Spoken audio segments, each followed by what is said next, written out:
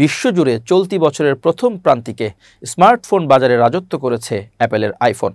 Counter point research প্রকাশিত সর্বশেষ পরিসংখ্যান বলছে এই সময়ে সবচেয়ে বেশি বিক্রি হয়েছে আইফোন 16, যা 2 বছর পর কোনো স্ট্যান্ডার্ড মডেল হিসেবে আবার শীর্ষে ফিরল।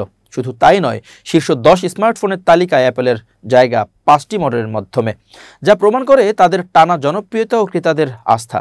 তালিকার প্রথম স্থানে রয়েছে আইফোন 16, এরপর আইফোন 16 প্রো ম্যাক্স ও আইফোন 16 প্রো। এই 3টি মডেলই অ্যাপেলের বাজার দখলের বড় প্রমাণ।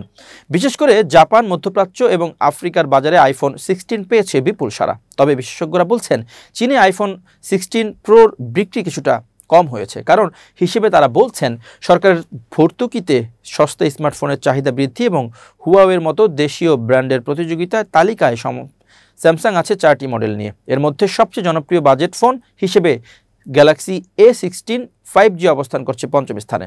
স্যামসাংয়ের ফ্ল্যাগশিপ গ্যালাক্সি S24 আলট্রা আছে 7ম স্থানে। তবে আগের বছরের তুলনায় স্যামসাংয়ের একটি কম মডেল এবার শীর্ষ 10-এ এসেছে, যা কিছুটা ধীর গতির ইঙ্গিত দেয়।